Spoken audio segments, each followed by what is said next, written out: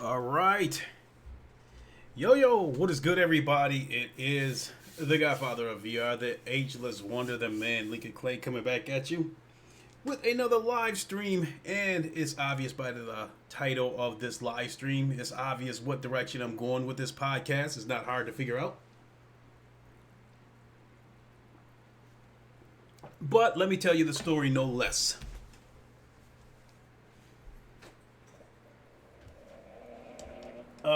So today, as I normally do, I went to go pick up my son. And on the way back, after picking him up, I decided to make a stop and pay a couple of credit card bills. Um, so because of that, I ended up having to stop at Best Buy, Walmart, Target. Because I got a bunch of credit cards. Uh, I think I got about 5 or 6 credit cards. I have one that's my everyday driver that I use for everything. Groceries, blah blah blah. Anyway, so I go to Target first, and I noticed that the Xbox One X is on sale for. I noticed the price was $300. I didn't know if it was I didn't know if it was on sale or if that was a permanent price. Then I go to Best Buy.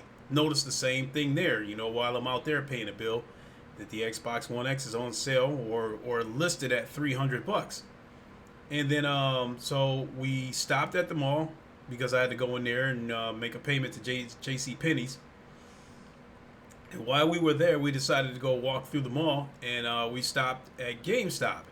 And there was an Xbox One X sitting on the counter, and I asked him, I said, how much is it? He said it's $300.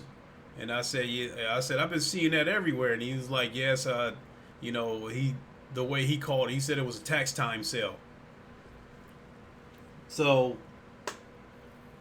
naturally that sparked, why isn't Sony doing it? Why isn't Sony taking advantage of this? I would have been asking this question anyway, but the simple fact that I've seen all these Xbox One X's on sale, made me ask that question all the more. Because, hey, got to give it to Microsoft on that one. They saw the opportunity because tax time, to me, is the one time that Americans have money. The ones that get taxes back, especially ones that are claiming dependents, that are claiming kids. I've seen people get up to $10,000 back, in tax returns. And when you have somebody that gets those kind of tax returns back, they don't mind splurging, $200 or $300 to get a counsel for their kids or whatever the case may be. So, tax time is one of the things that played a factor in my belief that the PlayStation 5 would release in November of 2019, because I said it then. I said, okay, you're gonna get your first wave of buyers, which is gonna be me. Then you might. And if you release it before Black Friday, you might get a second wave of buyers on Black Friday. Then you're going to get a third wave of buyers on Christmas. And then you would get a fourth wave of buyers around tax time. After that, everything's going to be dead probably until the fall. That is, unless you put together some sales or put together some bundles. So I think between the months of November and March, I think that's the prime time to take advantage of shoppers, because I think that's the one time, like Christmas is the one time of year that people don't, in my opinion, people don't have money, but they spend it anyway, because it's Christmas time. And tax time is the one time of year that people do have money and they spend it. Not very many people get their taxes back and hang on to it. They blow it just as fast as they get it in their hands. I was one of them, and I wouldn't necessarily call it blowing the money, but when I got my taxes back along with some money that I had already put away, I went and paid my car off, and that money's gone like that.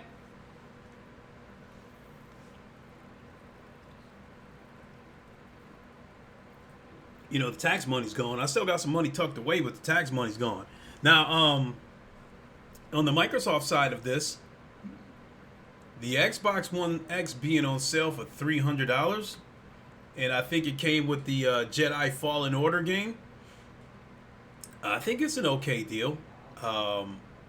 It doesn't do anything for me because because there's no VR support over there. But I still think it's an okay deal. Even with that low price, if anybody was looking to get the Xbox Series X when that launches in November, I would advise them to hold off until then and wait till that comes out. But if someone, Craig, what is good? You don't have any Mass Effect questions for me? But if you're a person that didn't plan on buying an Xbox or anything like that for a few years, I think that $300 Xbox One X was a fair deal.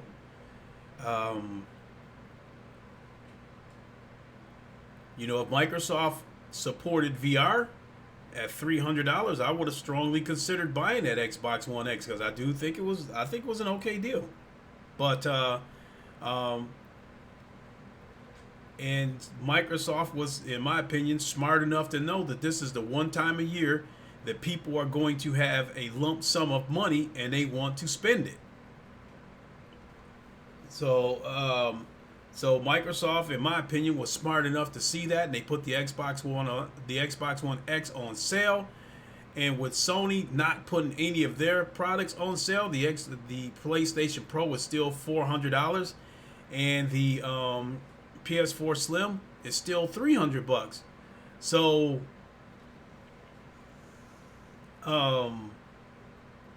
if that's a tough one. I mean, because if I'm a guy who's not aware of what's going on with the video game landscape, and I had $300 to spend, and I come to Best Buy, and I'm trying to choose between the $300 Xbox One X being on sale and the PS4 Slim still retailing at $300. If Sony has lots of deals on games, yeah, but that's contained to their already user base. I'm saying that by taking advantage of tax time and putting the console itself on sale, you still bring more people into your ecosystem. Therefore, you're still going to sell more games anyway. So, looking at the bigger picture, I think it would be better for them to put the console on sale versus these games.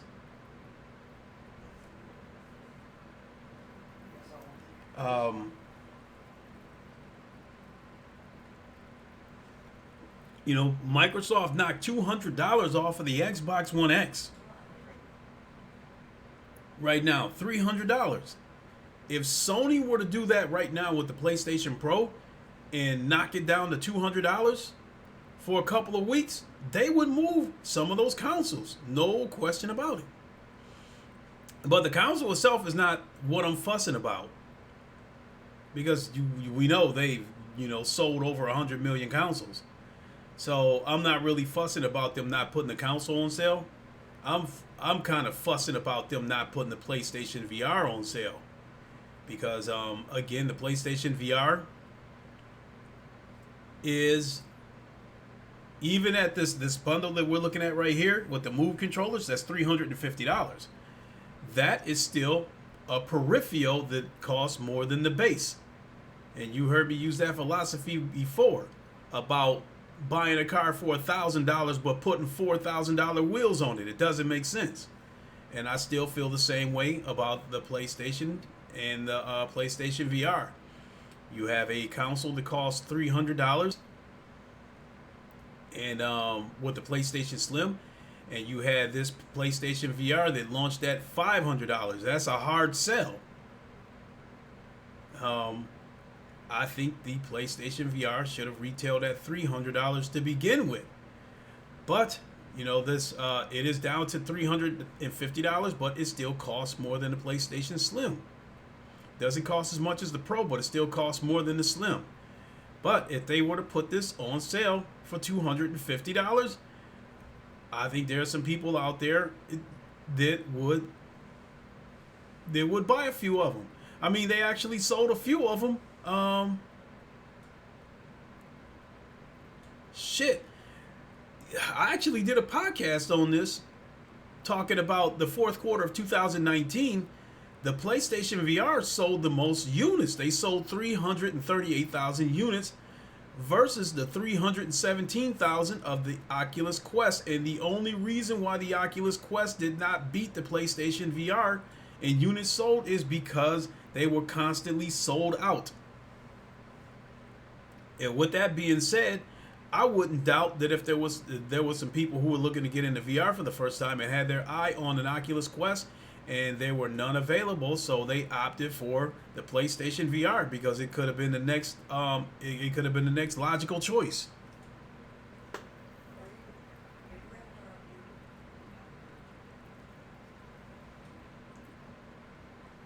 So with that being said, I don't get why Sony didn't put the PlayStation VR on sale. I think Sony and Nintendo are a little bit hard nosed when it comes to their hardware. That they are reluctant to knock the prices down. Take Nintendo being a prime example. The Wii U, that I don't know what the numbers were of the Wii U, but I keep seeing analysts and keep seeing YouTube videos and articles and stuff talking about how the Wii U flopped. But Nintendo did not lower the price of that Wii U for shit until the Nintendo Switch came out. The Nintendo Switch is on fire right now, and because they came out with the Nintendo Switch Lite or whatever it's called, that guarantees they're not going to knock down the price of the regular Switch. So, but I think it was, I think this is a missed opportunity because anybody knows how the tax thing works. You get your W-2s back in January. Usually at the end of the month, you get them back towards the end of January. Depending on what method you take to get your taxes filed, it could take anywhere from a week to a month, depending on whether you go TurboTax or all that kind of crap. But my point being is, after these people that have these tax returns, especially people with a bunch of kids, once they blow that money, that's it. They're not going to have any more money until this time next year. So I think they blew a golden opportunity. Not only that, this could have been a double whammy for Sony because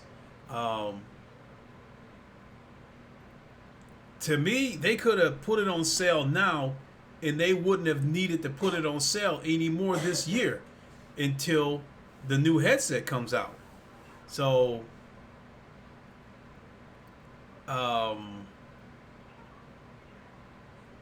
I mean, it only makes sense to put it on sale right now. And I'm trying to reason that they probably didn't do it because maybe they don't plan on launching another headset this year. Maybe they don't plan on launching another headset until next year, and they're standing firm on their price. Or are they standing firm on their price because of the situation with the Oculus Quest, with people not being able to get their hands on the Oculus Quest due to the coronavirus? So either way, I think this is a missed opportunity. They keep in mind the fourth quarter. of 2019. Another reason why the PlayStation VR sold as many units as it did for the fourth quarter of 2019, because it was on sale twice. It was on sale for Black Friday, and it was on sale right before Christmas. That is why they sold as many units as they did. So this was another opportunity. In fact, this was your biggest opportunity as far as I'm concerned. Well, people get their taxes back. I feel like I'm probably one of the few people under normal situations who get their taxes back and don't really have plans to spend the money. I just put it away, for an emergency. But a lot of other people, they get that tax money and they already got their mind made up what they're going to buy before it even comes back. They go to H&R Block or whatever tax institution to get the taxes done. Once they find out how much money they're going to get back, they already have their mind made up what they're going to spend it on. And they plan to spend all of it. So people buy cars, clothes, TVs.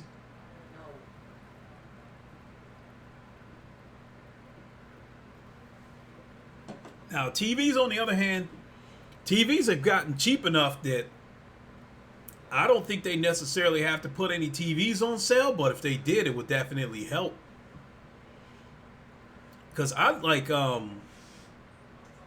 was in when I was in Walmart, they had a 75-inch Hisense R6 Roku TV for $698. I seen there was a brand called On, spelled ONN. Their 65-inch TVs retail for $438. So I'm sure some of those TVs got sold, for tax time. But excuse me. But VR is still niche, whether we want to admit it or not. It is growing, but it's still niche. I think it's as far as the mainstream goes, I think it's about to knock on the door, but we're not there yet. And each headset that's sold, it brings us one headset closer to making the mainstream. So I think this was a golden opportunity that Sony let get away from them, not only for themselves, but for the growth of the industry as a whole. So call it corporate slaving, if you will. But I just Microsoft jumped on it. Microsoft know what time it is. This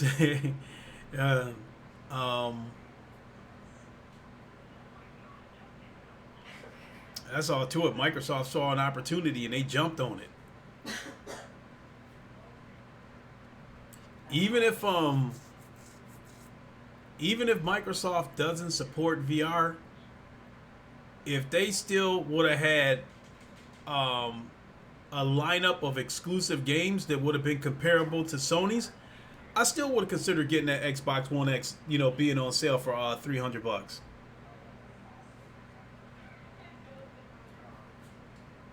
So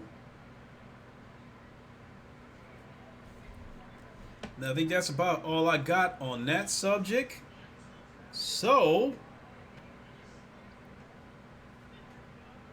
you know what? And I get this quick news. I think it's called quick news or fast news. I turn it on my phone and it'll just flash some quick news on here. And this headline says, new PS5 details are out and boy, will they disappoint you. So, let me change goggles and let's see what they're talking about. I've been on 24 minutes. I could easily, I'd say I'd easily went long enough to get my point across. But I do want to hang out for a minute, so let's talk about this. The latest details about the PS5 will leave would-be fans of Sony's next-generation PS5 console even hungrier for a reveal event. With the appetite for PlayStation 5 news growing with each passing day, GameStop's latest info drop will do little to quench the growing thirst for PS5 news. Source Shutterstock.com. Uh, Let's see where they're going with this. It's been nearly 2 months since Sony unveiled the PlayStation 5 logo at CES 2020. Since then, we've heard little else other than a vague promise of upcoming news via the freshly published PS5 website.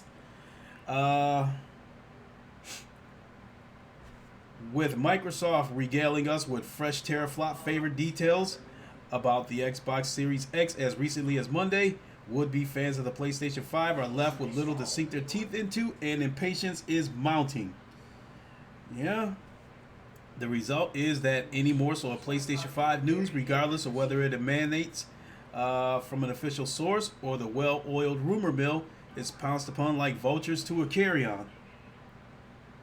See, GameStop unveils PS5 details. The latest come from U.S. retailer GameStop, courtesy of a PlayStation 5 landing page where those interested can share their contact information to receive notifications. While not directly from Sony, it does carry a bit more reputational weight than your daily dose of Reddit speculation. So, unfortunately, there's nothing all that new on GameStop's newly minted registration page. It merely summarizes features shared by PS5 lead architect Mark Cerny in an interview with Wired nearly a year ago and in more recent info drops. Here they are. We already know about all those specs. Code Yogurt, what's up? There's no mention of design, launch titles, release date, nor more in-depth details about what the PlayStation 5 is hiding under the hood. Not that we expect these from anyone other than Sony.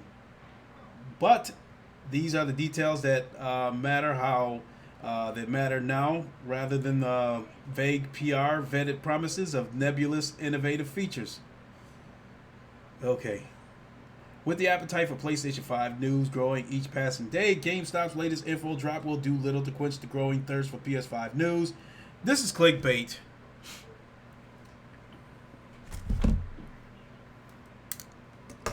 They basically told us what we already know. It doesn't take a brain surgeon to figure out that when Phil Spencer dropped the latest news about the Xbox Series X having 12 teraflops and all that shit, basically everybody was waiting for Sony to respond. You said, I feel Sony is being respectful to the outbreak going on. I don't think Sony being radio silent, I think has nothing to do with the outbreak. I think, Craig and other people have said it, that they still have games that they have to promote this year. So, talking about the PS5 will basically stifle sales of The Last of Us 2 as well as Ghost of Tsushima. Now think about it. What was it? Maybe 2 years ago when Sony launched all the upcoming games that they had, Ghost of Tsushima and The Last of Us 2 were probably the most anticipated games coming up.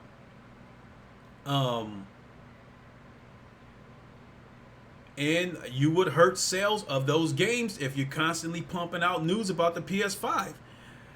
I want as far as the console itself, I don't necessarily need news about the console itself, but I wouldn't mind getting more news about the next iteration of the PlayStation VR headset. And yeah, I want news, but I understand. So that's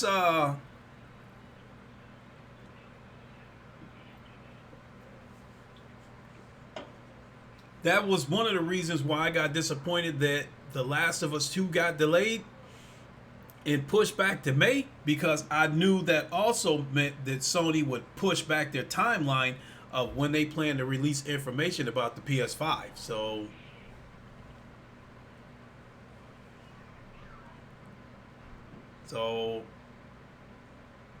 I don't know. It's March right now.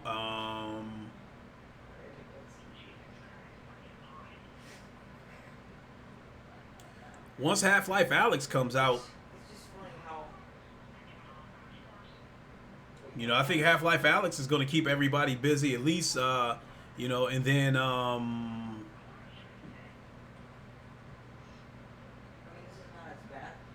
don't know. There's actually Actually, as far as the VR side of it goes, there's actually a few games that's coming out.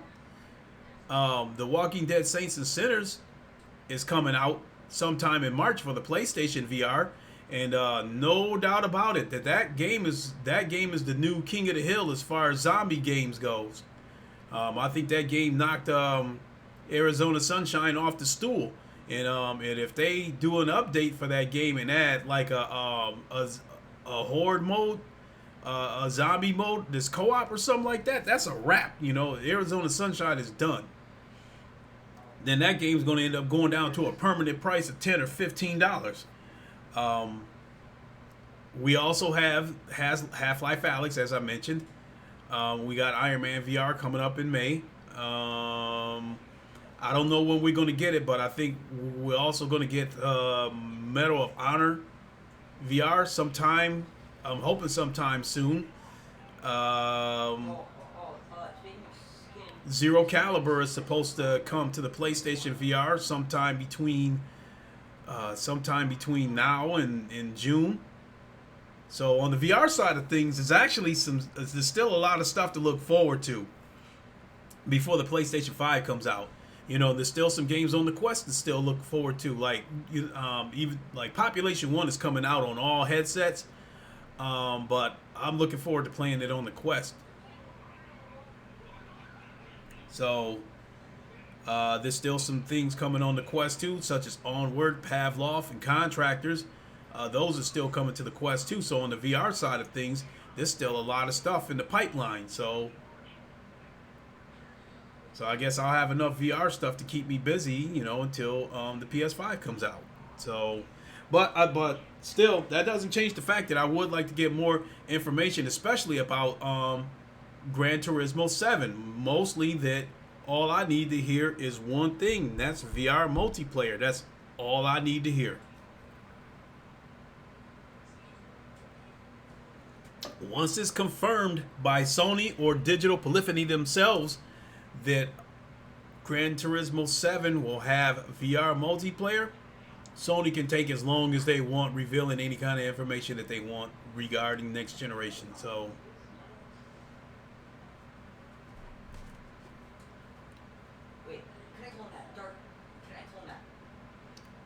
I think that's I don't got too much more after that. So let me take a quick look and see what else is out there. And my apologies to everybody for reading that that article that was clickbait. They told us what they already knew. There's a PS5 reveal event happening next week. I'm not even gonna get into that. They'll reveal it when they're gonna reveal it. That's all to it. But let's check N4G, see if there's something new on the flat screen side.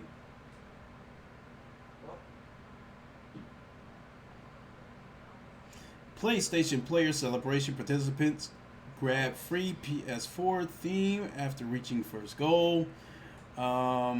Doing 60 frames per second on next gen is much easier. Our next gen games will be cross gen. Shadow Warrior 2 dev. They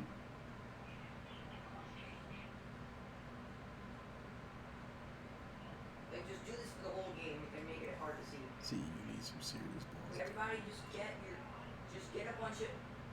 Everybody. You probably hear my son in the background playing VR chat as usual. Boy, oh boy, oh boy, he lives on VR chat. What? All right, clone it. Well, let me check Road to VR and Upload VR, and I guess that'll probably do it for me. Get on out of here.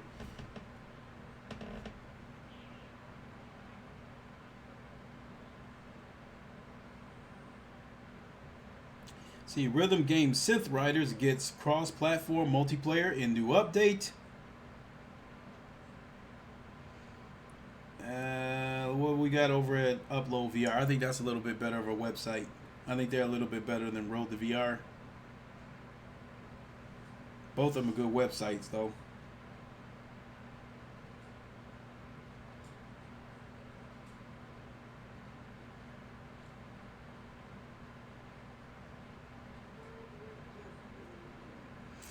No, I think that's about it. Really don't have much else. So, to put a bow on it, I'm to reiterate, I'm a little puzzled as to why Sony did not take advantage of this time of year. The tax time is out. People got money right now, and it was evident today by how crowded the streets were near the mall, going towards the malls and towards the Best Buys and those kind of places, and I think this is the one time a year where your average person is going to have a lump sum of money that they want to spend.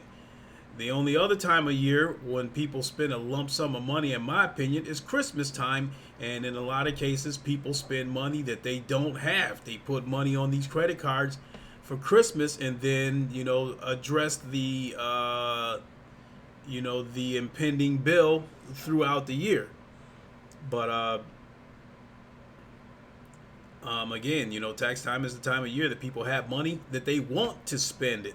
And Microsoft sees that, and they put the Xbox One X on sale for $300, which I think is a decent deal, even though I have no reason to buy the console, no desire to buy the console, but I still am honest enough to think that that's a decent deal, even this late into the generation. So, and Sony, like I said, they didn't necessarily have to put the console on sale, but I think they should have put the VR headset on sale, because $250, so sounds a lot better than $350. So, and let's face it, when they did sell a few of those headsets before, it was because of Black Friday. They had a sale for Black Friday and they had a sale for Christmas. If it wasn't for those two sales, they wouldn't have sold as many headsets as they did. In fact, if you factor in that if Sony would not have put those headsets on sale during those two periods, and Oculus would have been able to keep up with demand for the Oculus Quest, they would have got blown out the water. So,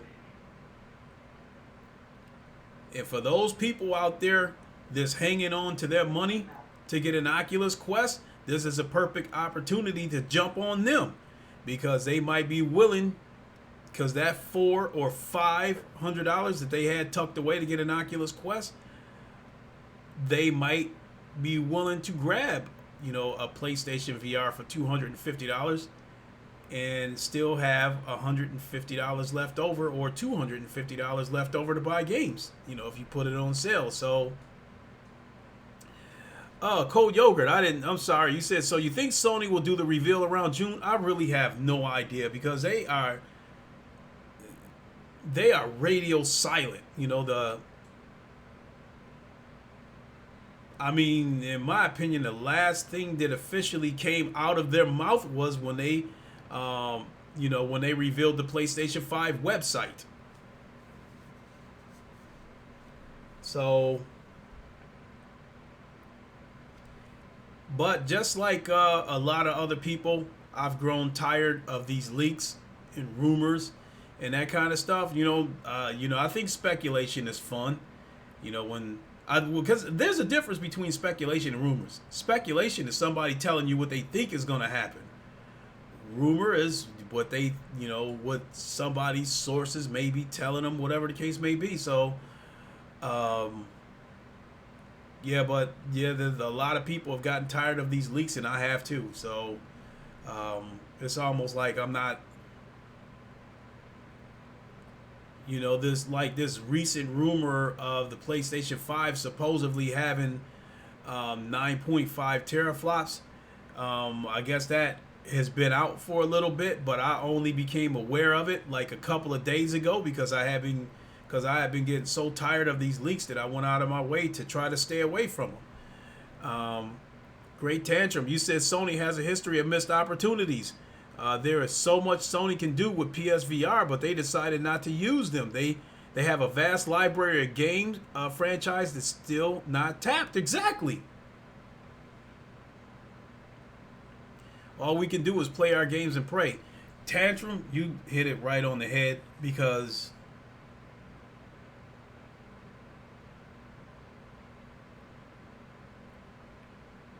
you know we know that the PlayStation VR is sitting on 5 million sold.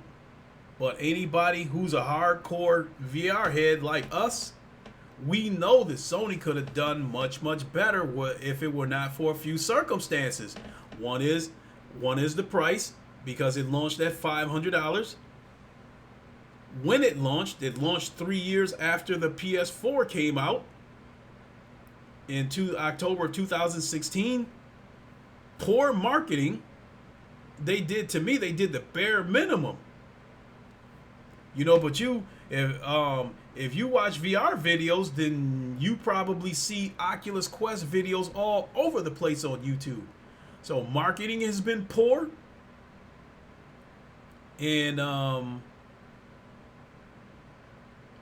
if you weren't going to knock the price down of the headset, I think you should have put it on sale more. I think they should have put the headset on sale like maybe once every 3-4 months. True Gamer, is a 9.5 a huge upgrade for the PS4 Pro? Yeah, it's a huge upgrade. I don't have a problem with the 9.4 teraflops. That's all that console war shit that everybody else is crying about it. All I care about is that the console has enough power to properly run on PlayStation VR.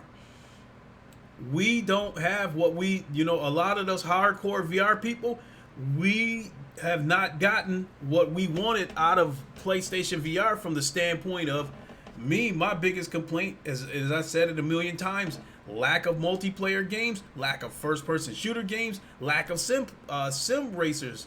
And there's a reason for that, and it's becoming ever more apparent that we have not gotten that kind of stuff because of the limitations of the hardware.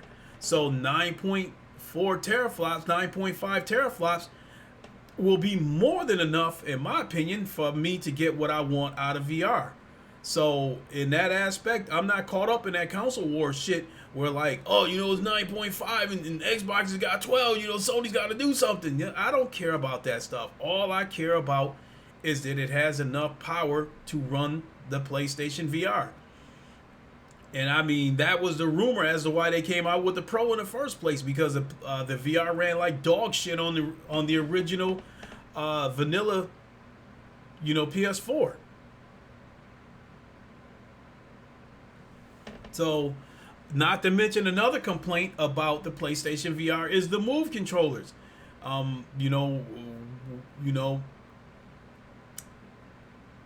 A lot of people have fussed about the Move controllers not having thumbsticks. They didn't really so much have a problem with the Move controllers being old tech, but they did want they wanted a thumbstick on those controllers. If they would have put a thumbstick on those Move controllers right there, they could have carried these controllers right into the next generation. It would have been fine. So I would probably say if they would have put a thumbstick on there and put a grip button on there, similar to what you're getting with the Oculus controllers, because the Oculus controllers right now have pretty much become the standard of VR controllers. So let's go back to a couple of these comments. Cole Yogurt, you said double the T-flops. True Gamer. PSVR technology is mad limited overall. Let's just wait for PSVR 2 news. Yeah, I mean, I've already come to the conclusion that we'll get the news when we get the news. I'm not breaking a sweat over us not getting any news. I know Sony's been radio silent, and I understand that they still have a couple of more games that they have to promote with The Last of Us 2 and The Ghost of Tsushima. So constant news about the PS5 would stifle sales of those games. So I get that. As far as me, the only thing that I want as far as news goes is that I want confirmation that GT7 will have VR multiplayer when, assuming that it launches alongside the console. So, What else we got here? Tantrum. You said Digital Foundry proved that teraflops is not the end-all, be-all benchmark. Many other factors that are at play too in hardware. True. Like I said, all I care about is that it's got enough power to run that PlayStation VR. That's all I care about. It could be 6 teraflops for all I care if it has enough power to run that VR. Let me see. True Gamer is talking to Cold Yogurt. I think 9.5 teraflops is decent.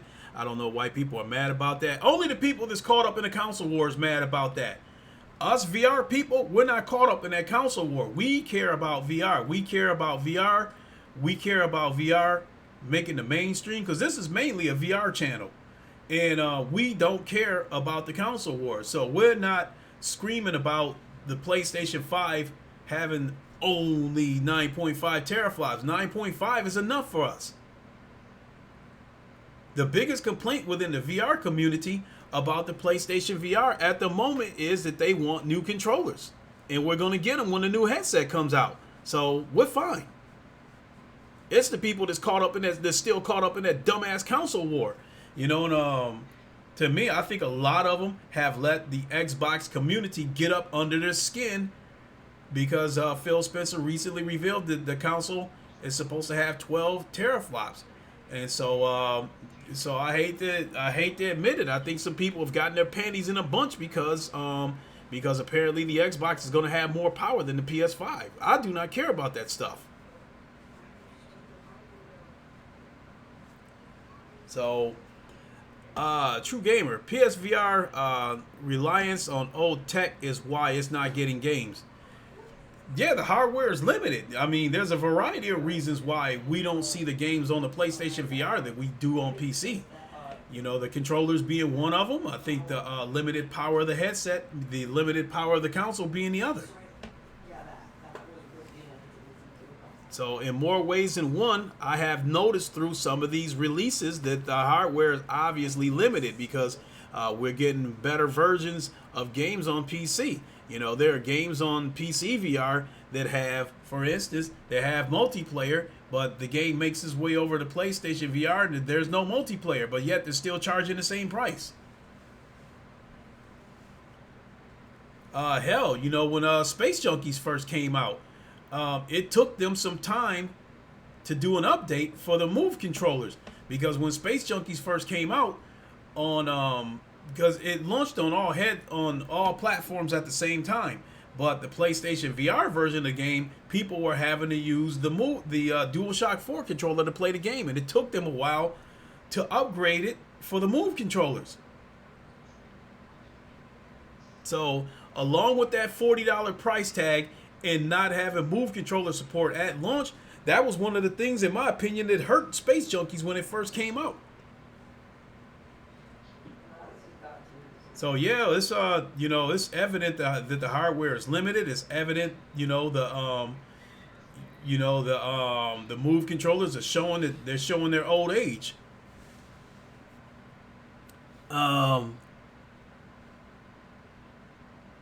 You know, Cold Yogurt, you said it's Xbox making a fuss, yeah? And True Gamer, you said Sony saved so much money using them leftover Move controllers. The moves are done, though.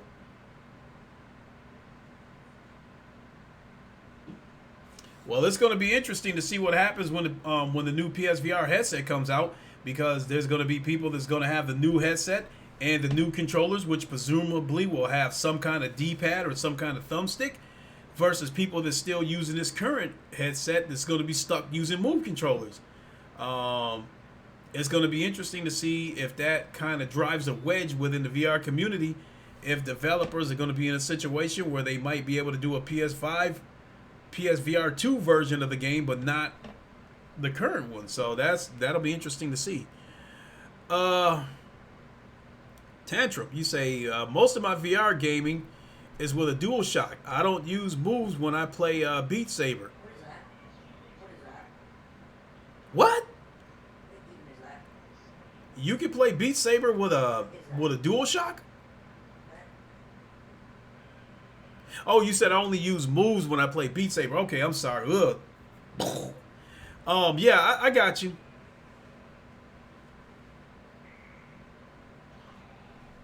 Cold Yogurt. The next headset to get will be PSVR 2. Pimax is a wait and see. Have to be cautious. Yeah, too many too many reports about that thing getting broken. And even the Valve Index didn't was a little bit hindered by reports coming out about the thumbsticks breaking on those Knuckles controller. They are addressing it though. Eric for president though, I think he had to go through. I think he went through about 4 sets of controllers though because of that thumbstick. Let me see. Tantrum confirmed. Xbox Series X will have more teraflops than that of PS5. I said none of that stuff bothers me. That's all that console war shit that everybody's caught up in. Again, all I really care about is that the console has enough power to smoothly run PlayStation VR.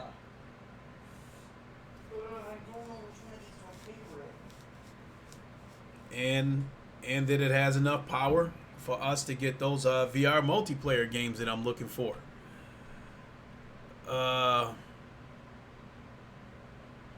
What do we got? True Gamer. The next Xbox needs to be more powerful for it to be relevant. If the PS5 is more powerful, I don't think Xbox would survive the gen. Yeah.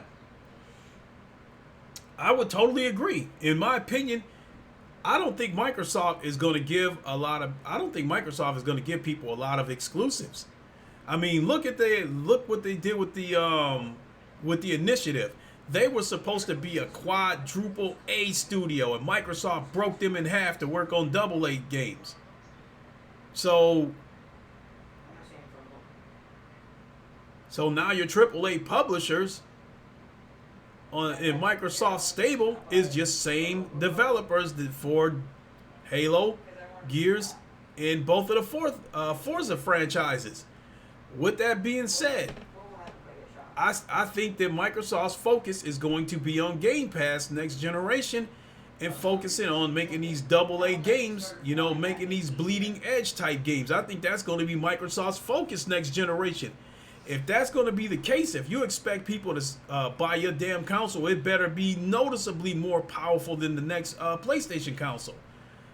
So in that aspect, True Gamer, you are absolutely right that if the Xbox Series X was not more powerful than the PS5, it would be a wrap for them.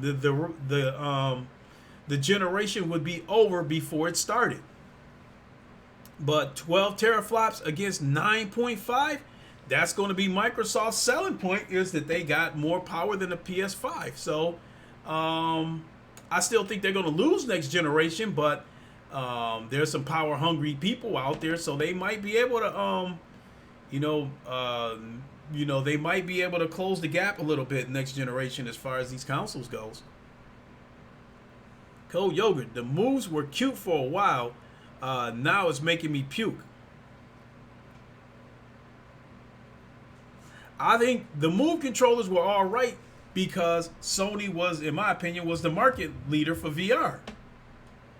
But as the Oculus Rift started to grow, the more hardcore VR people were liking the Oculus Touch controllers as the standard. Now, when the Oculus Quest and the Rift S came out, some people didn't exactly care for the Ring being on top, but they still got used to the controllers. They were still fine with the controllers. So I think it was the emergence of the Oculus Quest that probably made people start seeing what dinosaur controllers the Move controllers are. Tantrum. Read my last comment again. I said, you said terrible flops. I see that. Xbox, but see, the thing about it is these glasses that I'm wearing, they're borderline. I can see for the most part, but if I want to see it like crystal clear, I'd have to change to these, these Dr. Emmett Brown glasses. But but I see you, Tantrum. Cold Yogurt. I don't like multiplats, so I don't have a need for an Xbox. Exactly.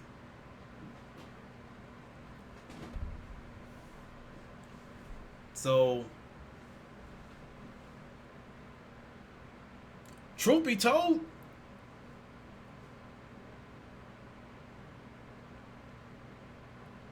I'm so deep into VR right now that if Sony did not support VR, okay, let me put it to you this way. I got into VR because of Sony. You guys all know that story. I was a little bit of a slow adopter. Even though I bought the PlayStation VR day one for my son, it took a while for me to warm up to it. Long story short, I damn near sold the thing, all that kind of stuff. Experienced motion sickness in the beginning, all that kind of shit. So let's say that Sony supports VR this generation and they don't support it next generation. If there's no VR support next generation, I can't tell you for certain that I would have bought a PS5. About 95% of the reason that I'm buying the PS5 is because of VR. So, and when Microsoft promised high fidelity VR for the Xbox One X, Microsoft is known for a lot of fuckery.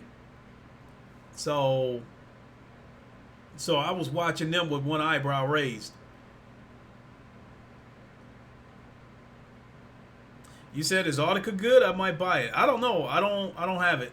And the thing about what headset do you have, True Gamer?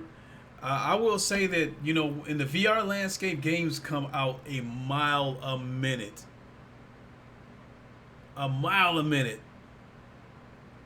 And VR games, a lot of VR games, since they're done by indie developers, don't have that AAA marketing that you would see for a Call of Duty or a Battlefield or something like that. So a lot of VR games come out so damn fast that some of the games you almost have no choice but to wait for I wouldn't say reviews from like journalists. I wouldn't say reviews from journalists, but I would say reviews from like going to like maybe a Steam or the Oculus store or something like that and reading those reviews of people that have bought the games. That might be your best tool in finding out whether a game is good or not. And I think Steam is a little more. I think Steam, I think their reviews over there, player reviews, I think they're a little more honest than the Oculus store. And not only that, over on Steam, if somebody gives a game a fucked up review, sometimes the developer will respond, hey, we're sorry that you don't like this about the game. We're sorry that the game has a bug. We're working on it, blah, blah, blah, that kind of stuff. So sometimes developers respond to people over on Steam when they get a bad review. You have an Oculus Quest? So do I. Ski? Go get the Quest. Okay. It's so warm and dear to my heart. But I have all three headsets, True Gamer. I have PlayStation VR. I have this nifty little Oculus Quest here. And I have the Oculus Rift S.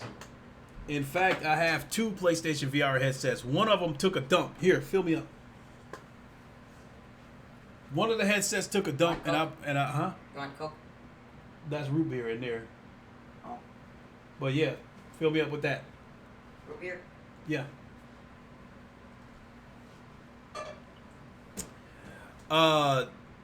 True Gamer, you said I wish Sony would put VR games on PC. They are, so to speak.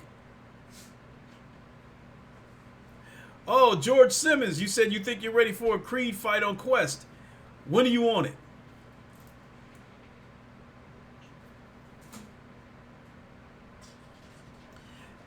There's a game, True Gamer, there's a game called Megalith that originally launched in January of 2019 on the PlayStation VR. It is coming to PC. So I don't know if this is a situation where it was a timed exclusive for Sony, or if it was a situation where the game flopped and they had to get it out, on other platforms to try to recoup some money for it. The Batman VR game started out. The Batman VR game started out on PlayStation VR, and now it's on PC. Ghost Giant started out on the PlayStation VR, and now it's on PC. So there are some games that's starting out on PlayStation VR. Some of them are making their way over to PC, but I'm under the impression that some of these games were timed exclusives. And George Simmons, you said you're down tomorrow evening. Where are you located so we can make sure we so we can get this time zone straight, because truth be told, I don't work Monday. So, I've got Monday off. So whenever you want to do this tomorrow evening, whenever you want to do it, works for me.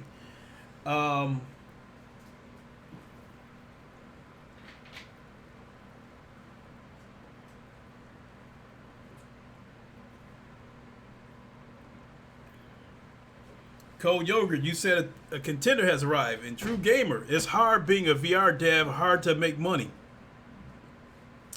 You in New Jersey, George Simmons, so I assume you're on Eastern time just like me. I'm in Michigan. I've been to Atlantic City before. I was in Atlantic City for Floyd's fight with Arturo Gatti. And boy, did Floyd lay out all the trimmings for that one.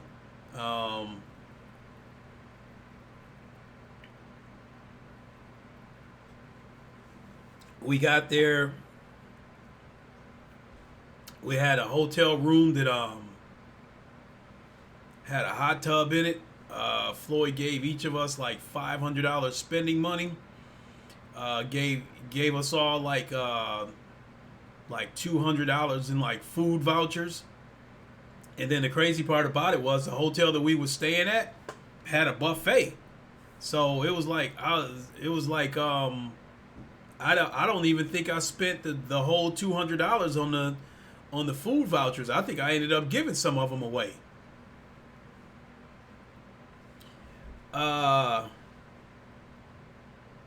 True Gamer, yeah, reading your comment again. You said it's hard being a VR dev to make money. I would agree with that, but that is another reason why I felt like Microsoft needed to get on board with VR, because it would be a whole nother revenue stream for developers.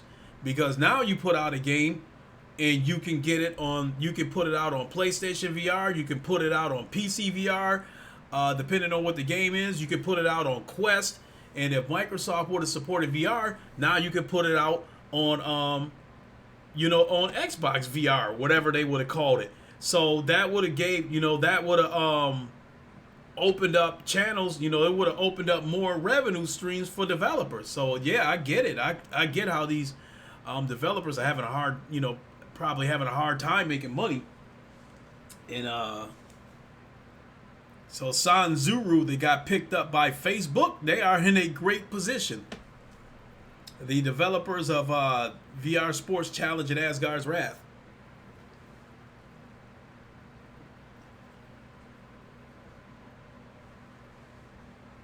Where'd you put the Quest? In the bedroom. Okay. Because I think after this podcast, I'm going to go grab the Quest in that gun stock and go play some Pavlov. Either that, or you might have to hand over the computer for a little bit so I can do some Project Cars 2 or something. So, but yeah, George Simmons, we can definitely do it tomorrow evening. Now, the only thing that I have to forewarn you about is that my son lives about a half an hour, 45 minutes away from me. And I'm usually gone somewhere between 7 p.m. and 8:30 p.m. to take him home, because I got a little bit of a drive ahead of me to take him home. So what I'm trying to say is maybe either before 6 p.m. or after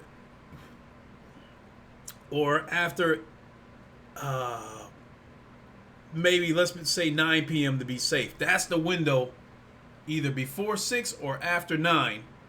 Other than that, anytime you want to do it. Code Yogurt, Quest platform is giving old games new life, making more money than before. Shit, I think with the growth of the Oculus Quest, especially if Oculus would have been able to keep up with demand, because of the growth of the Quest, I think for developers, I'm beginning to think that the Oculus Quest is going to be their first choice to develop a game for. I think as we move forward, not just the Quest, but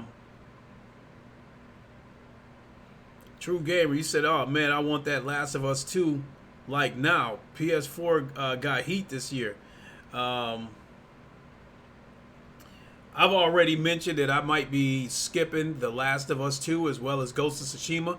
I may not be buying them. I might go to my local video store and rent them because I've got some situations coming up that's going to require me to drop a lot of money. You know, I said it before. I just dropped a lot of dough paying off my car, and I've got another situation coming up here in a couple of months when my birthday comes up, and I got to renew the plates on my car, on both of my cars, and I'm guessing that it's going to cost me about $500 to renew the plates on both of my cars. And then when the PS5 comes out, I'm guessing that it's going to be $500. So I got to address that. So it's time for me to trim a little bit of fat off and not spend money unnecessarily. So in the case of The Last of Us 2 and Ghost of Tsushima, I have to be brutally honest that I probably would have played those games and probably would not have come back to them, because I did that with God of War. I finished that. It took me 2 months to finish God of War because I originally started the game and then moved on to something else, and then I had to like kick myself in the ass and make myself go back over there and finish the game. Now that I finished the game, I have not been back to visit it. You know, I have not been back to visit it. I have not finished Days Gone. I have not gone back to that game. I think I only put like maybe 2 hours into Days Gone, and I haven't been back to finish that. There's a ton of games that I bought at the flash sale whenever Sony has these flash sales. Too many games to name, and I haven't been back to revisit them. You know, hell, I got a bunch of VR games that I haven't finished yet. I haven't finished Asgard's Wrath, haven't finished Stormland, haven't finished Aspire 1, to name a few. And those were games that were highly anticipated games with me. Boneworks is another one. Another game that I bought that I have not finished. I barely started them. With that being said, I need to buckle down and not spend a bunch of money on games that I'm either not going to finish them or they're going to be a one and done. So with that being said, I can save $120, or I could save about 100.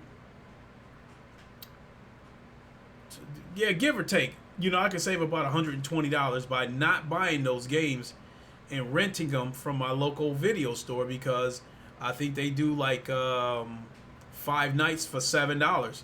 And if if I commit to those games, I can get them finished within a week. So also another game that I'm not 100% sure that I might pick up day one is Iron Man VR, even though that was a highly anticipated game that was on my wish list. It is a single player game, and it is not going anywhere. So at this point, the only games on my wish list that I can almost guarantee that I'm going to pick up day one is Half-Life Alyx and possibly Lone Echo 2. So what do we got here? Cold Yogurt. Quest platform is giving. Oh yeah, you already read that one before. And True Gamer, you said The Last of Us 2, and then you followed up with another one. I agree. The Quest is my go-to VR right now, so it might be for devs also. You know, you can shoot me a friend request, True Gamer, if you want. Here, let me type my Oculus username in the chat.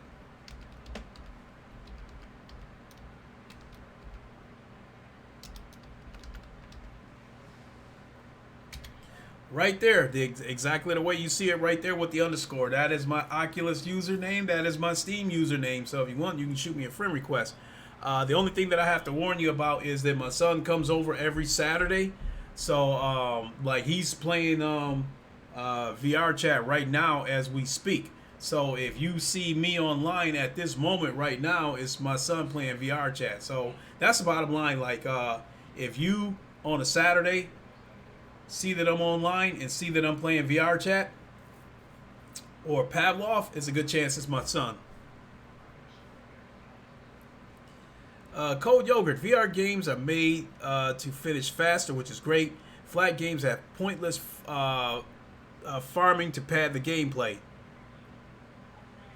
Yeah, you definitely right. You know, see, you know what? Before No Man's Sky came out, a lot of people were complaining about VR games being too short, about these games only being, 4, 5, 6 hours of gameplay. But you also have to keep in mind that they, in my opinion, were fairly priced, with a lot of these games being somewhere between $20 and $30 for that 5, 6 hours of gameplay, which I think is fair. To me, No Man's Sky came along and was like, okay, be careful what you wish for, because now I'm not so sure that I want to get flooded with a bunch of games that's got 30, 40 hours of gameplay that cost $50, $60 that I'm not going to be able to finish. Asgard's Wrath is, in my opinion, is well worth the $40 because, you're talking about a VR game that has 25 to 30 hours of gameplay for $40. So that is well worth the money. I think Stormland, on the other hand, I think I heard it's got 6 hours of gameplay.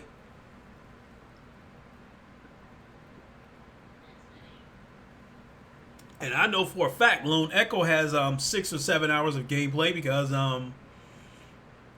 people who have posted videos of the playthrough for Lone Echo playthroughs, their videos was like 6 to 7 hours long. So in that aspect, I like stories. And that's one of the reasons why I had liked the PlayStation exclusives for so long, was because of the stories. And I love stories just as much in VR. I love games with a good story, such as Blood and Truth and Farpoint. Those games, I love the story behind both of those games. Now, if those games would have been, I would have finished those games if like Blood and Truth. If Blood and Truth would have been 25, 30 hours, I would have finished that game regardless. But it would have taken me a while to do it.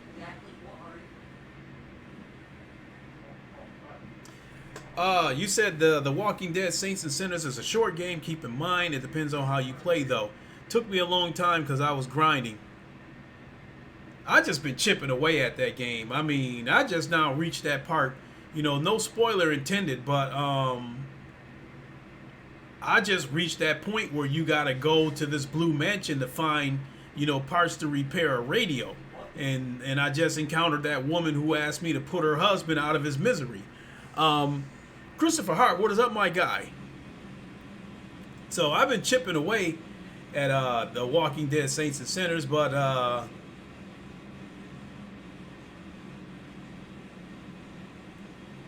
I think that game is now Boneworks. Boneworks set the tone for what kind of games we're gonna get moving forward for VR with physics based. The Saints and Sinners is basically a game with physics with a story behind it. And Half-Life Alyx is going to be a physics based game that I think is going to have an amazing story behind it.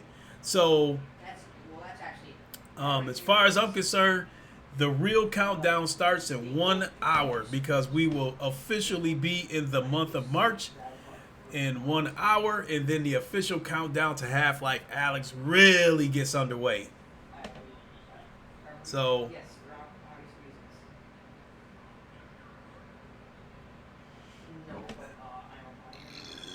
excuse me.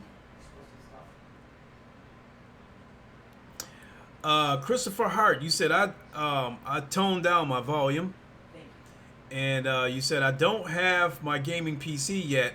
I'm thinking of saving the money for the PS5.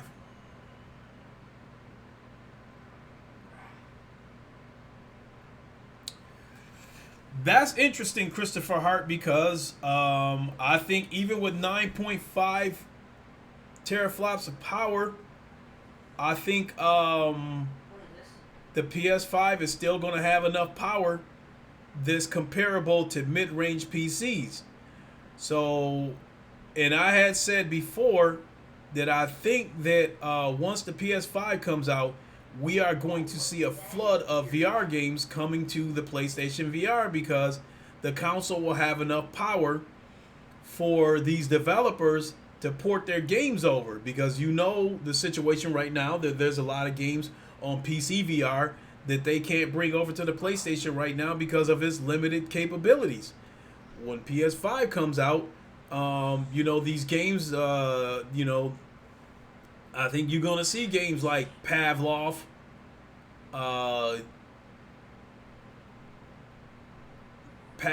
Onward, those kind of games.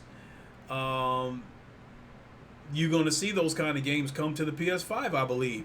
So with that being said,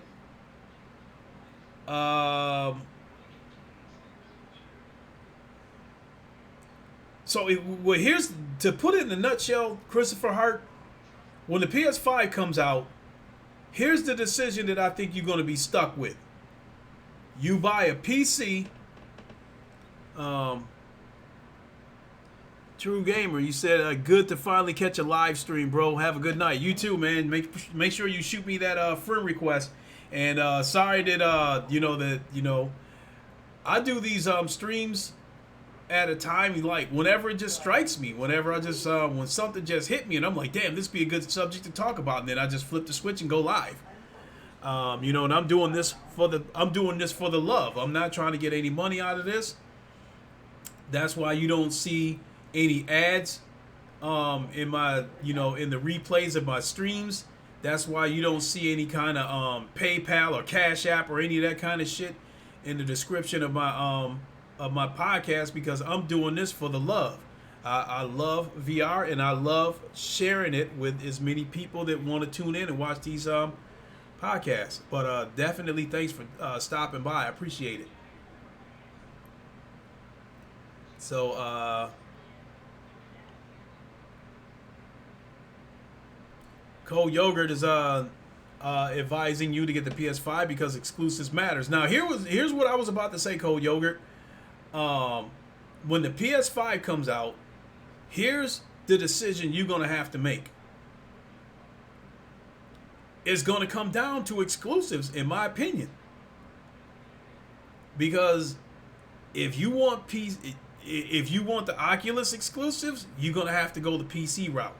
If you want the Sony exclusives, you're going to have to go the PS5 route. Because when the PS5 comes out, again, the console's going to have enough power that the third-party games, I think, are going to be available on both platforms. So, excuse me. As we speak right now, I think there's a lot of developers that's waiting for the PS5 to come out so they can port their games over to the PS5.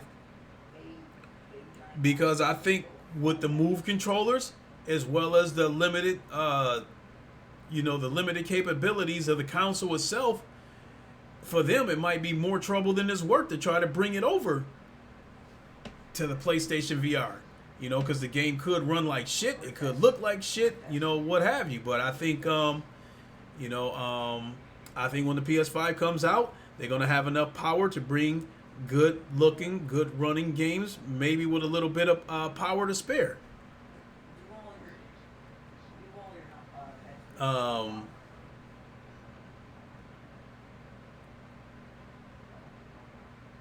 You said my dream is a Days Gone VR port. Yeah, that would be hot. And Christopher Hart, you said, "Yep, I want those VR games all getting PSVR 2 ports with PS5. It's gonna happen." So okay, so with the PS5, when that comes out, again, third party games not gonna be an issue. Same situation you have with the Xbox One X and the PS4 Pro. Third party games, is out of the equations. Now it comes down to, do you want the Sony exclusives, or do you want the three exclusives that Microsoft has been feeding us for the last 81 years? So it's going to be the same way when the PS5 comes out. You have to choose. If you got to go one route or the other, you got to choose. Do you want the Oculus exclusives and go PC, or do you want the PS5, the PlayStation exclusives, and go the route of the PS5? So that's a tough one.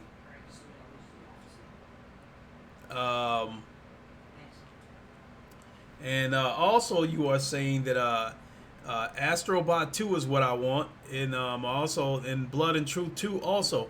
Well, I do know that Sony London, the developers of Blood and Truth, they're working on another game, and I think his name is Mark. I think his name is Mark Tippett. He is I think he's the lead. I forgot his position, but I think he's the lead designer, the lead developer at Sony London, and we follow each other on Twitter. So I get to brag that I'm cool with a Sony developer. That I can say that I know a Sony developer. So when he's been in the VR link.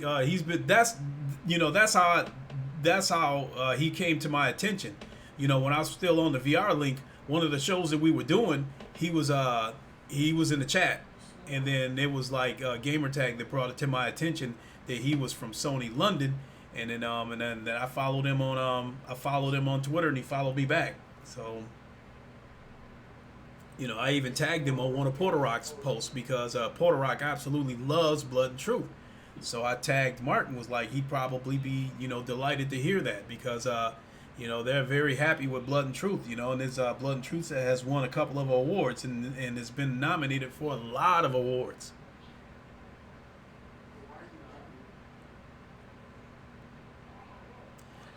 Cold Yogurt, you said, my interest in VR, so The Last of Us 2, I'm not getting it.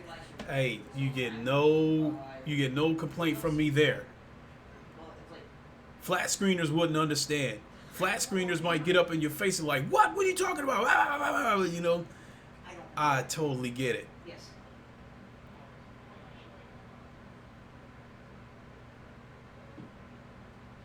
I mean, look how I'm talking. All the games is like, if you include the flat screen games, let's go over all the games again that was on my wish list for this year. For flat screen games, The Last of Us 2 and The Ghost of Tsushima were on my wish list. VR games on my wish list this year. These are the ones that I can think off the top of my head, but I'm sure there's more. Naturally, Half-Life Alyx was on my wish list. Lone Echo 2 was on my wish list. Medal of Honor VR. Iron Man VR.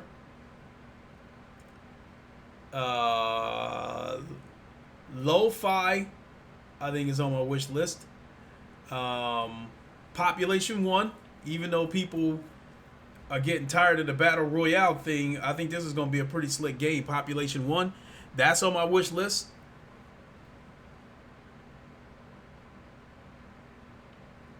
So, that's a lot of games. We easily looking at about $200-$300 worth of games. Hell yeah, we looking at $300 worth of games easy, because Ghost of Tsushima, just the standard edition, is gonna be $60. The Last of Us is gonna be $60. We up to $120 right now. Half-Life Alyx is $55. So we already up to like $175 right there. Just those three games. Medal of Honor VR, when that comes out, is going to be a safe bet that it's going to cost somewhere between $30 and $40. So now we're up to $200. Lone Echo VR. The current Lone Echo costs $40, and Oculus don't budge when it comes to their exclusives. They don't really drop the prices on their exclusives. They'll put them on sale every now and then, but they don't drop the prices of them. So it's a safe bet. The Lone Echo 2 is going to be $40. Now we're up to $240.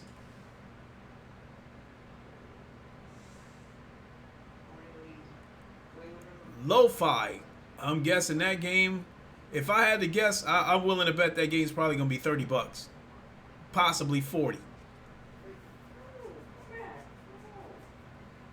So now I think that takes us up to $280. So that's a lot of money. So again, I gotta trim the fat off.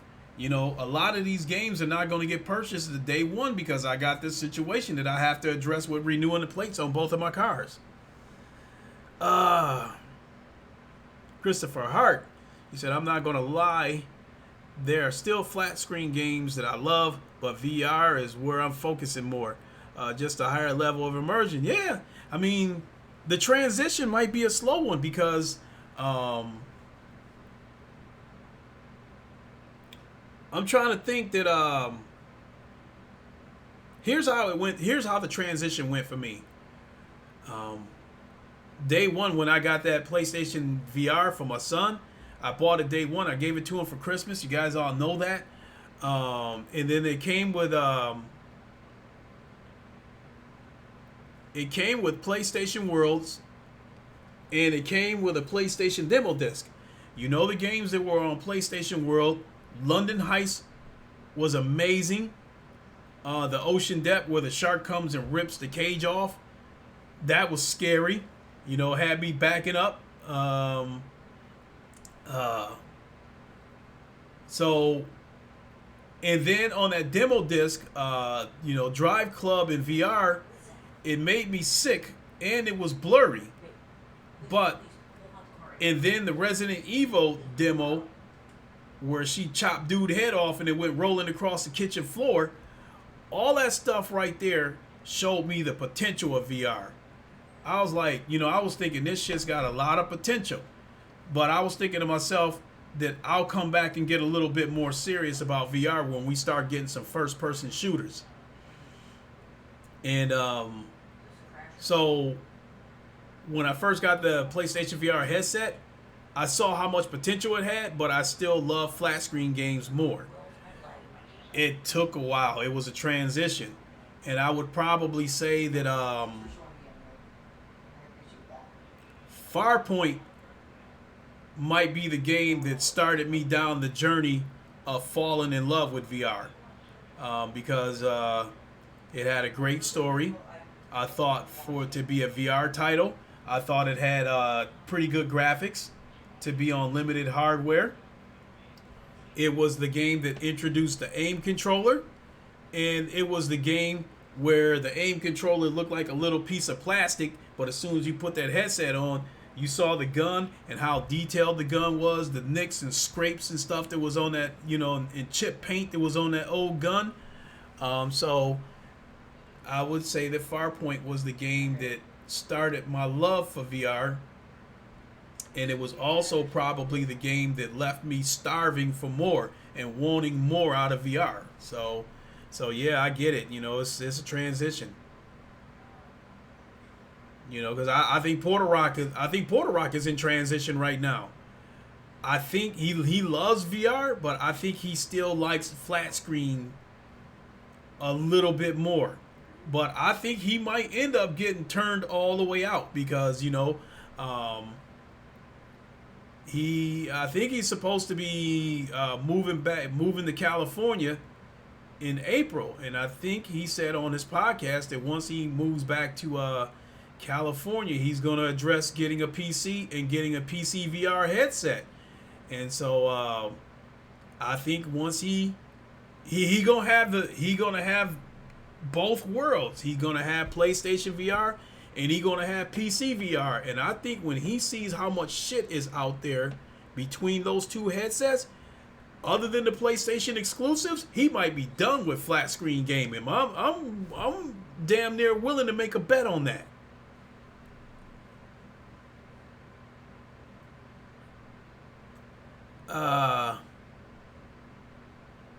Cold Yogurt, you said it'll definitely be PC quality, hopefully with some good surprises. Definitely. PUG Pug, what's going on, my guy? Sorry I missed you when you first said something. Cold Yogurt, flat games are great, but I'd rather concentrate on VR, so I won't go overboard in buying games. Yeah, exactly. You said Pug. You said Jaws VR. Yeah, that's what that cage was like. Exactly. First time I saw that shark, I was like, I know he gonna come rip this cage off, but I hope he don't do it. Swam by once. Started ripping that door off. I was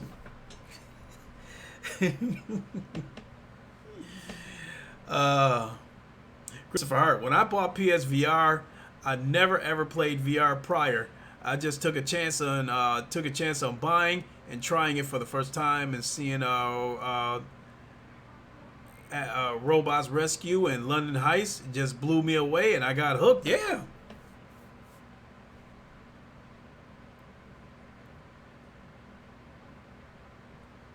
And I think London Heist was the game that showed me how interactive VR could be, because the London Heist, when you were sitting in that bar talking to the guy about, how you guys were going to go about getting that diamond, and you got the cigar right there, so you grab the cigar, you smoking the cigar, you see it you see it lighting up and smoke coming from it, and the guy's giving you a light and all that kind of shit. So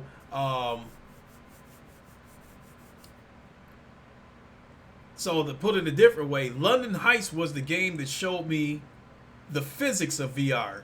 London Heist was the game that showed me how you can grab stuff. And the first time I ever experienced that on London Heist, that scene when you're inside the van going down the highway shooting at those guys on motorcycles, when I popped that glove box open, grabbed that clip, that felt good. Yeah, that showed me, the physics part of VR, and that was one of the things that showed me the potential of VR.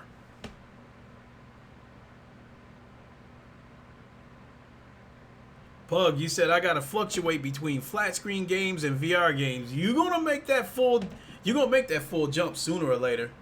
PUG, you're gonna make that full transition over to the VR side.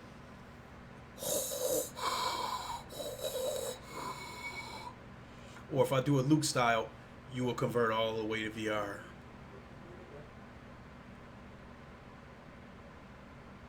You will buy a Rift S if you don't already have one.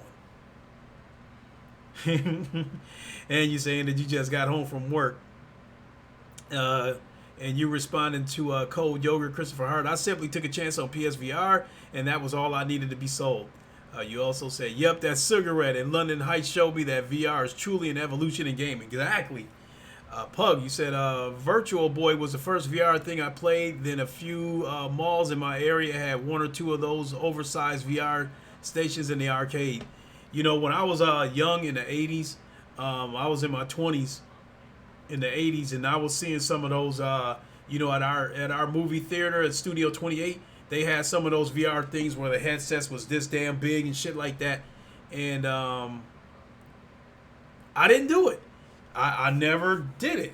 And I was interested in it, but what I was scared of is that I would actually get hooked on it and I would end up spending all my money on it.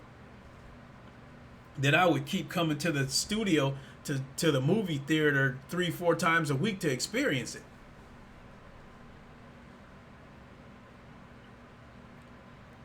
Let's see here. Cold Yogurt. In the zombie apocalypse, VR gamers will have the advantage over button mashers.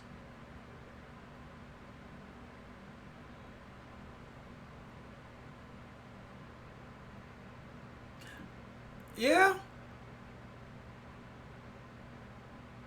It's also more scary too. Because if any of those zombies get through and get in your face, I'm just like, you know.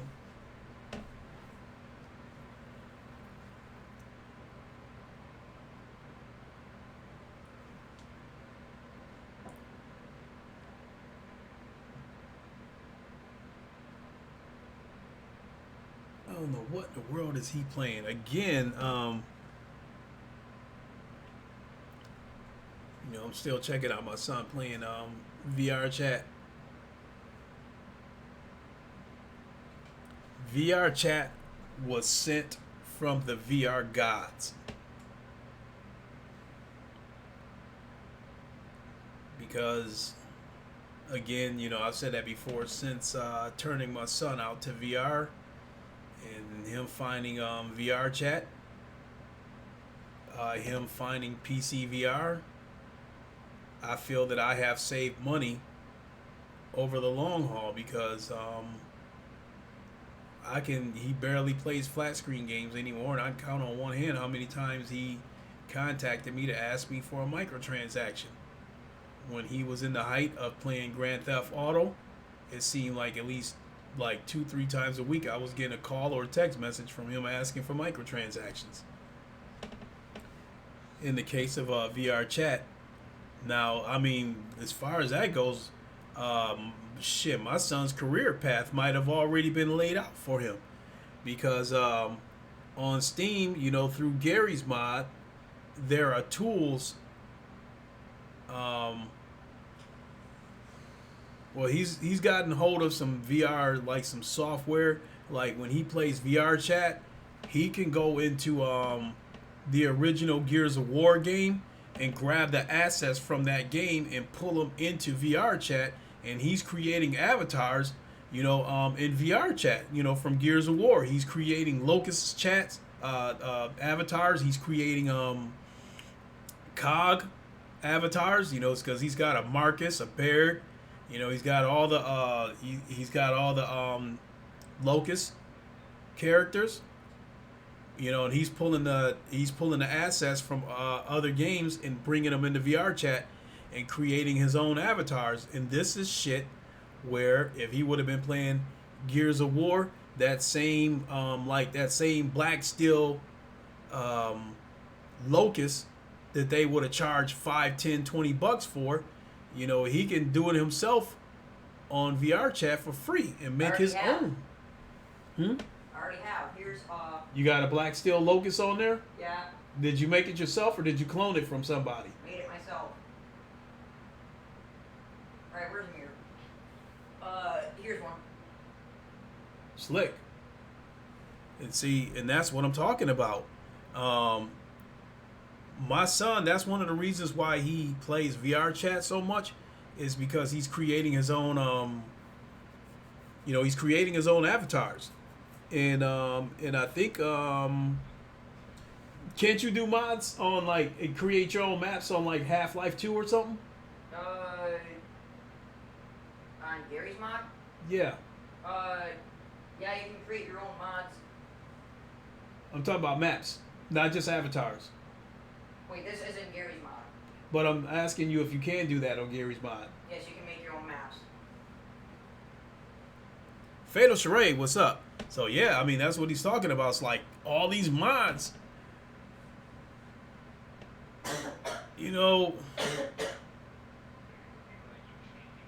All these mods. I get where people like Thrash. I get what he's saying about with PC and modding and shit like that. These are people that's putting in work and not getting paid for it. I get that. But on the other side of that coin, my son's making all these avatars and I'm not paying anything for it. Because these are all these avatars that he's creating, that if he would have asked me to buy microtransactions to have these avatars in Gears of War or whatever other game he might have been playing, I would have forked out hundreds of dollars. Pug, you said Rockstar has those shark cards. when my son was playing GTA 5, there is no doubt in my mind that I probably spent roughly $200 on shark cards. But because I turned him out to VR, you know, most VR games don't have microtransactions. And then some of these PC VR games are allowing mods like Pavlov. There's more maps than you can count on Pavlov because they allow mods. People are creating they're creating maps. And that, like, I love that McDonald's map on on Pavlov, you know, and then Onward they finally woke up and got with the program because now they allow mods on Onward. So I'm hoping that they get the message on contractors and do the same thing and allow mods and allow people to make maps. You know, so you getting all that content for free. So in that aspect, buying my son a PC and turning him out to VR has saved me money over the long haul. So in this sense, his PC and his Rift S has paid for itself in the form of me not having to really having to buy microtransactions anymore.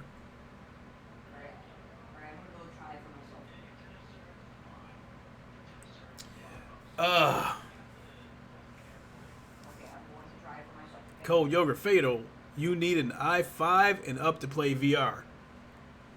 Yeah, which is what I got. My Alienware has an i5, I believe, 9400. And see, I'm one of those guys that, like, I really don't know shit about PCs. So if you throw all these stats at me, it's got this, it's got that, and all that shit, you know, really, it's kind of going to fly over my head. It's not until I actually get the PC and put it through its paces that I find out what's going on. So in the case of my Alienware, I'm really realizing now that the 2070 that's in my Alienware PC, the graphics card is fine. I gotta put a CPU in there, and you know, and after the research that I did and shit like that, if I'm going to be gaming and streaming from the same PC, I need no less than an i7 in there. So that is another thing that is on my bucket list of things that I plan to do with my PC. I'm hoping to at some point put an i9 in my PC. You know, I do that. I'm fine with the 2070 that's in there, so I put an i9 in there. I don't think I'll need to do anything for a few years. So coming back to these comments, Fatal Charade, you said it's an i3 9100 is slightly stronger than an i5 4690, and VR requires an i5 4450, which is weaker than what I'm using right now. You know, my son, he said Lincoln Clay, I'm not big into PCs. Shit, I love PC VR.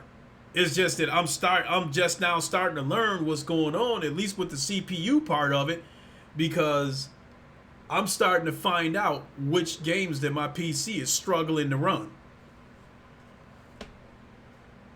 So my son, he has what I would consider a starter PC. It's an iBuyPower with a GTX 1660 in it. It has an i5 8700, I believe. And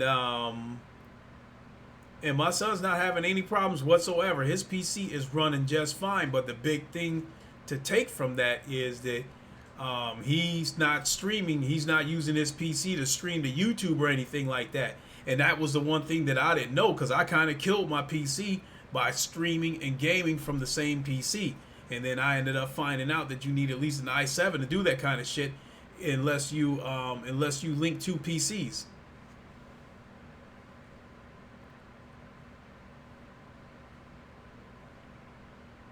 So Cold Yogurt, you have an i7 9900? Yeah, that sounds nice. That, you know, either at the very least, I'm going to get some kind of i7. And it's not going to be some i7 3700 or some shit like that. It's going to be up there by what you guys got. i7 9900, i7 8700, or some kind of i9, you know. Fatal Charade, I also have an i7 8700K CPU sitting on the shelf right now, along with my RTX 2080. Oh, shit. So so I ended up finding out the hard way that the Alienware PC that I bought, the graphics card is fine with an RTX 2070, but from what I'm seeing now that I understand, especially for what I do, gaming and streaming from the same PC, that i5 that's in my computer is borderline bullshit. Is fine for my son. That's just fine because he strictly games on there. He does not stream from that PC. He strictly games, so he's just fine. And I've seen what the Rift S, and I've seen what the Rift S looks like through his PC. Even though his PC is considerably weaker than mine, I've seen what the Rift S looked like, and there's not much of a difference. With the naked eye, I couldn't really see much of a difference between my son's computer and my own computer. So my son's just fine. I did add extra RAM to his PC though because we needed it for Half-Life Alyx because the minimum requirements for Half-Life Alyx, I think you needed like an i5 4500 or something like that, and you needed I think you needed at least a 1060, and then the RAM was the big part right there. You needed at least 12 gigs of RAM, and my son's PC had 8. So I did add another 8 gigs of RAM, so he's up to 16 gigs of RAM in his PC, and he told me he instantly noticed the difference, that his PC was running better. So, Fatal Charade, you should get an i7 9700 CPU. It'll be a slight upgrade from what you're using now. But from what I'm seeing, though, from what I'm understanding, if I'm going to be streaming and gaming from the same PC, the key is having is the cores. And so I understand that the i7 is you need that at the very least because it's an 8-core CPU. So you said also, let me see. I haven't upgraded my PC in 5 years. I'm still on my 8-core AMD FX CPU. You said even though your i5 9600 is just fine. You said the 1080 is better than the 1660 Ti. I have no idea about any of that stuff. Fatal Charade is the person you want to talk to because he builds PC. Like I said, my son's PC has a GTX 1660 in it. My PC has a RTX 2070 in it. And like I said, I've looked at the Rift S through my PC and through my son's PC, and with the naked eye, I could not tell much of a difference. Now, like the Rift CV1 and the Rift S, you could tell the difference with the naked eye. You try on the Rift CV1, take it off, and then put on the Rift S, you will see a world of difference, even though the numbers and the resolution isn't that far apart. The Rift CV1 has a resolution of 1200, and the Rift S has a resolution of 1440. That doesn't sound like much of a gap, but with the naked eye, you can see it. It's a big difference. Pug, you said PC gotta have more power. Fatal is countering that. Not necessarily. I gamed and streamed on an i7. Oh, he's countering what I was saying. I streamed on an i7 4790, and that's 4 cores, 8 threads. I also streamed on an i5 8400, which is 4 cores, 4 threads. Spark God, you back? What's going on? And that is assuming you left. And, if you've been here, 52 degrees tomorrow. Hot damn.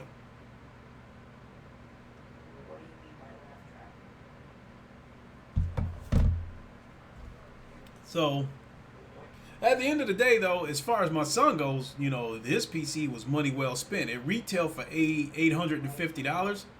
I bought it for $700. It was money well spent, and as far as flat screen game goes, he's getting 4K 60 out of a lot of his games.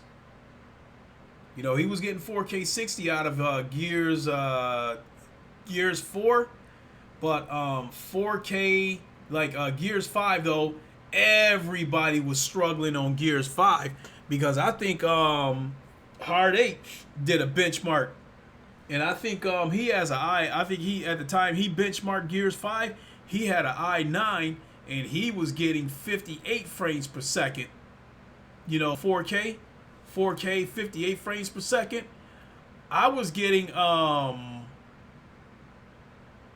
think I was Gears 5. I think I was getting 4K, 48 frames per second, and I think my son was getting 4K like 45 frames per second or something like that. So, but other than that, a lot of the flat screen games, my son was getting 4K 60 out of a lot of those flat screen games too. So, again, I don't.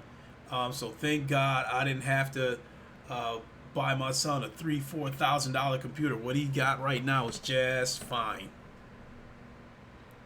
Plug, I'm researching my next upgrade on my PC to see what I want to do for the next few years. Like I said, I'm gonna upgrade. The biggest reason why I haven't upgraded the CPU of my computer right now is because it's still under warranty, and I don't want to do something that would circumvent that warranty. Because I don't want Best Buy saying you voided the warranty because you went inside and started fucking with it.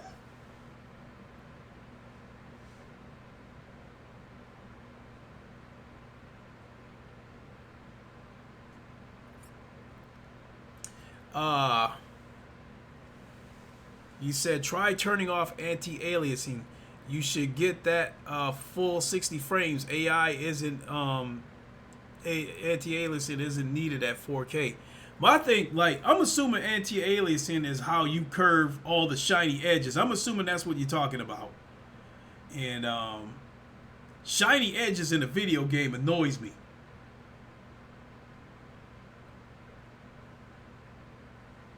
And it's horrible, like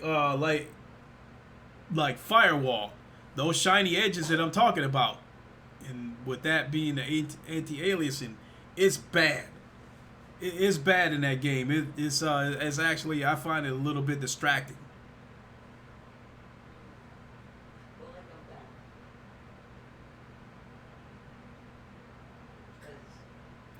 So I have to give credit where credit was due.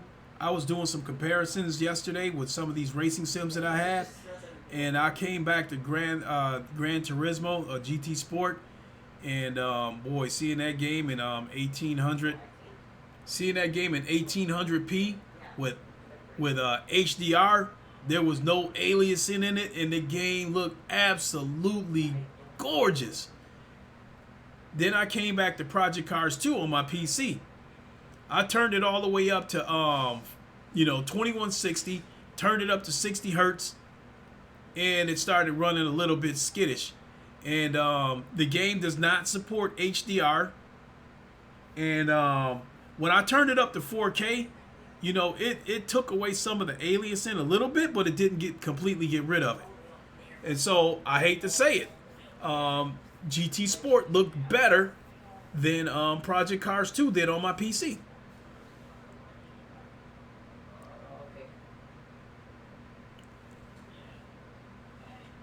So you said, yeah, that's right. The high resolution makes anti-aliasing redundant. You're killing frames with zero benefit. I mean, so truth be told, take Firewall for instance. Those shiny edges that I speak of, I'm seeing a ton of shiny edges, and the anti-aliasing is turned on. When I turn it off, I really don't see much of a difference. So and I guess in that aspect, yeah, it appears you would be right, Fatal Charade, that anti-aliasing, to me, it doesn't completely get rid of those shiny edges, and depending on the game, I really don't even notice the difference whether it's on or off.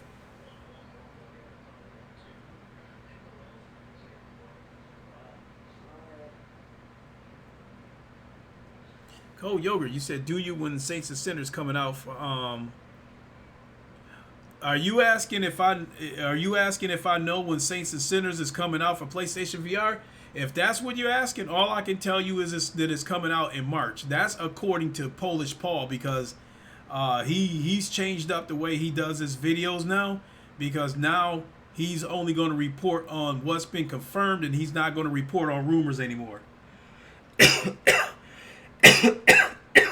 Excuse me. So we do know that Saints and Sinners, we do know that it's coming to the PlayStation VR as well as the Quest. Now, I guess the target for the Quest is supposed to be like third quarter of 2020. But according to him, Saints and Sinners is supposed to be coming out sometime in March. Now, even though Half-Life Alyx is on PC and it doesn't really, to me, have that much to do of what's going on with the PlayStation VR, I still would like to think that, in my opinion, Skydance Interactive, the developers of Saints and Sinners, if they are smart, they will get that game on PlayStation VR ASAP.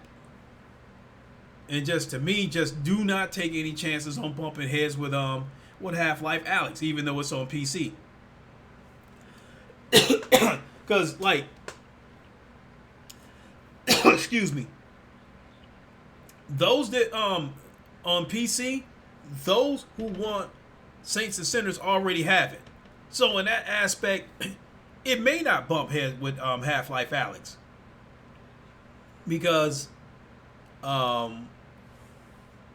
when Saints and Sinners comes out on PlayStation VR, those people like me that have PC and have PlayStation VR, those who already want it, Saints and Sinners already have it on PC. So in that aspect,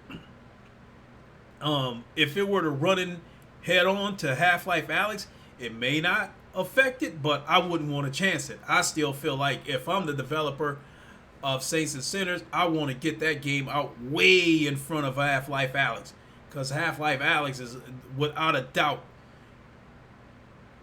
the anticipation for Half-Life Alyx to me is the equivalent of the anticipation for The Last of Us 2.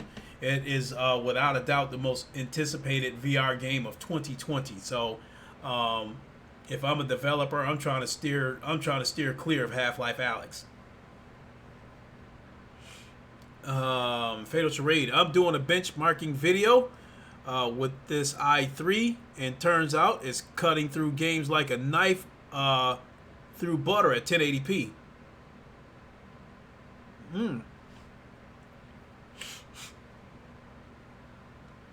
Alright.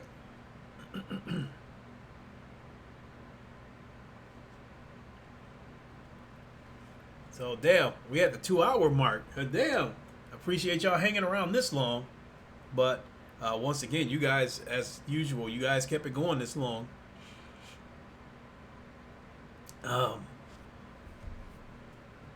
So I'll just get ready to wrap it up here in a few minutes.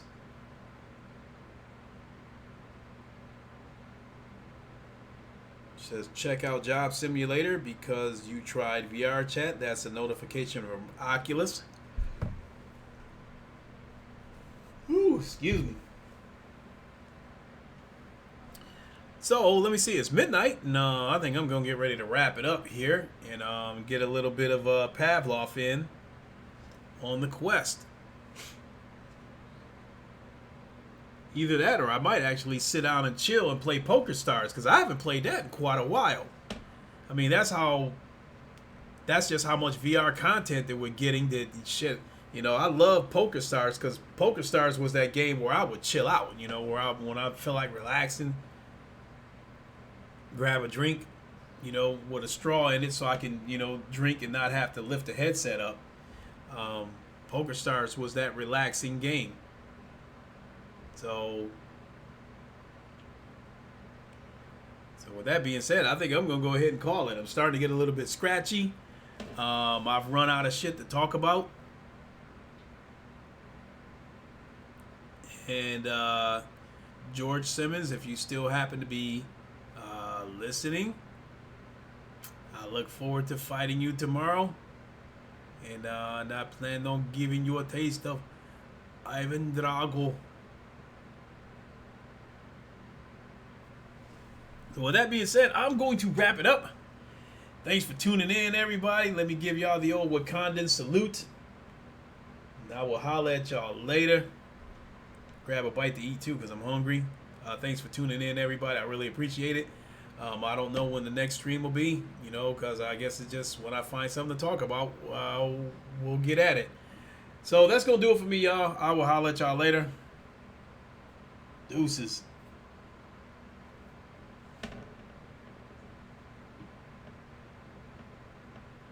Yep, have a great weekend. Yep, see y'all later.